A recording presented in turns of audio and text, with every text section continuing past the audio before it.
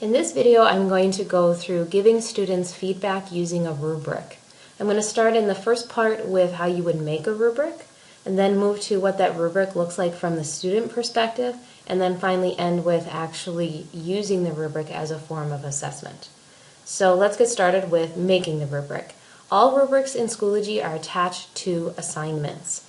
So I have a sample assignment here that I've already created, and I'm going to stick a rubric onto that assignment. So I'm going to edit it. Of course, you could do this from the first time you make an assignment. You can attach a rubric to it right away. I just happen to have this one made already. So if we go down to the bottom here, the default for most assignments is this ungraded category.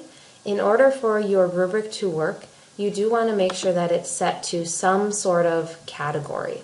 I just built my category as graded, but you could call your category whatever you want by putting create new category, and maybe you want to call that category homework.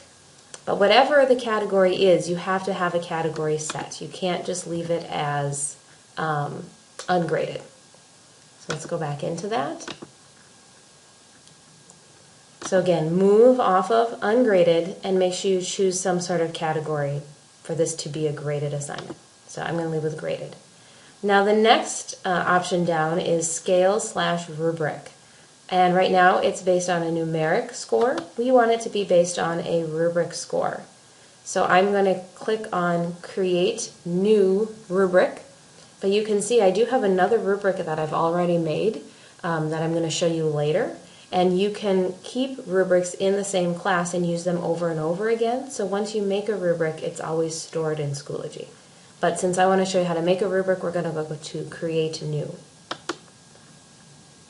Alright, so you can see up in the upper right hand corner here, a rubric popped up. And I'm going to show you how to fill in all the blanks on this.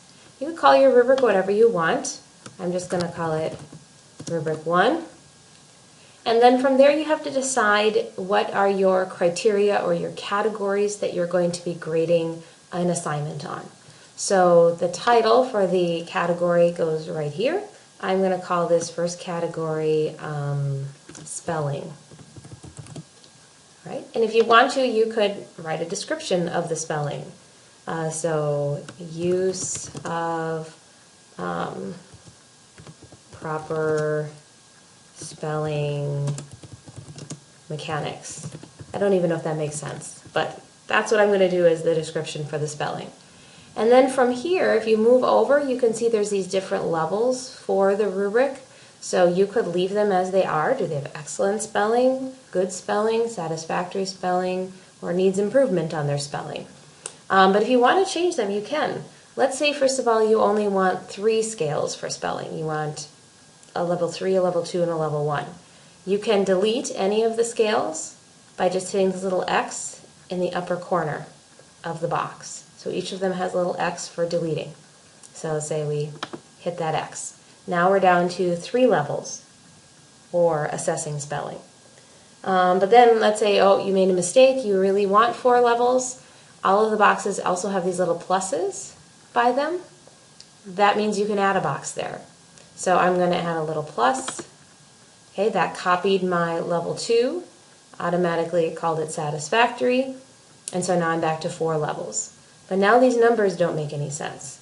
So to change the numbers, that's also doable. You can go to 4, 3, 2, and 1 again, just by simply clicking in the box and putting in the numbers you want. Maybe you don't like the words good and satisfactory. Maybe you'd rather have the word proficient. So I just again clicked in that box, highlighted the term, deleted it, and type whatever you want. Above proficient. Okay, so that's how you can alter these boxes.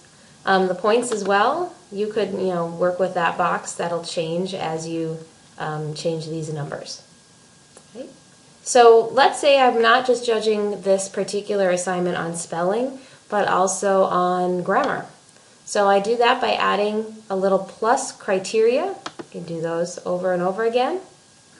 Okay. So those are the different things you might be looking for in that assignment. The editing of this works the same way. To add the title, I put grammar. You could add a description again. Let's say grammar just has 2 levels. So I'm going to do a 0, needs improvement, no credit there, and a proficient, which is a 3. Notice that right away my point total over here changed, like I said. So that is going to be automatically calculated for you, as well as this running point total, which calculates down at the bottom where it says total points. So 4 and 3 and 4 makes 11 total points on that rubric. Okay, now I don't want this one, so I'm going to get rid of that. I'm just down to my 2 different categories. As I said before, you can continue adding criteria to make it as big as you want, but I'm not going to go into any more categories because I hope you have the idea behind that.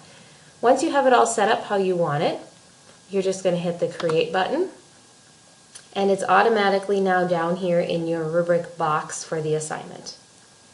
So once this is all set up the way you want, then you are going to choose Save Changes, and now that rubric is situated with that assignment.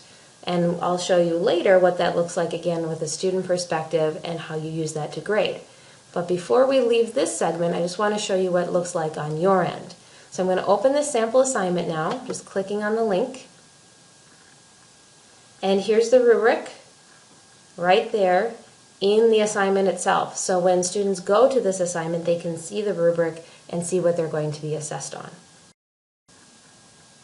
So I've now logged in as a student to this same course. Sometimes it's helpful to see what the students are going to see on their end, even though it's not so different in this case. Here is this first sample assignment that we created the rubric in.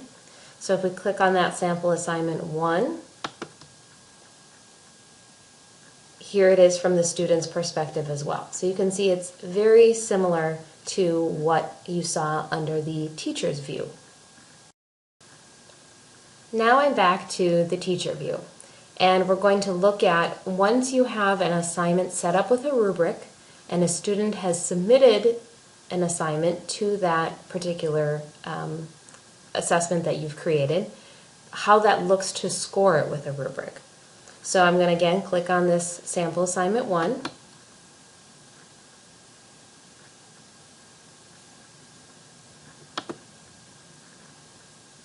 Okay. Here's that rubric that we set up originally.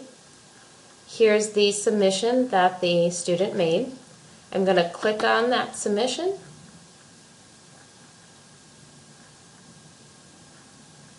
And you'll see the student's work pop up in the middle. Now you'll see over here on the right, this is still the same. You can add a comment as written feedback here. You can attach a file if you want to send that to the student to help them with their work. To give them some pointers perhaps on what they need to change. And then you can do that audio and video feedback there as well, and then hit post when you do any of those. But up here now is something a little bit different. You can see this symbol again. It's the same symbol you saw when you set up the rubric. So there's a little rubric hiding in here that we can click on. And there's the rubric that we set up originally that was on the main assignment page. So things that you can do from here. When you are reading your feedback, or sorry, your student assignment here in the middle of the page, you can click on the feedback right here, and it will automatically total the points for you. So maybe as I'm reading it, the spelling is proficient, but the grammar needs improvement. I'm going to click those 2 boxes. 3 and 0 adds up to a total of 3 out of 7 points. So it does all the work for you right there. When you hit save, that now shows up in the top box up here. So that can be a scoring guide for you as well to give feedback that way. If you click on this little box, you can also give more feedback or another comment for the student or for yourself that's more of a written comment as well based on just that rubric on the score. So there's all sorts of ways on an assessment that you could potentially give that student some feedback on what they did.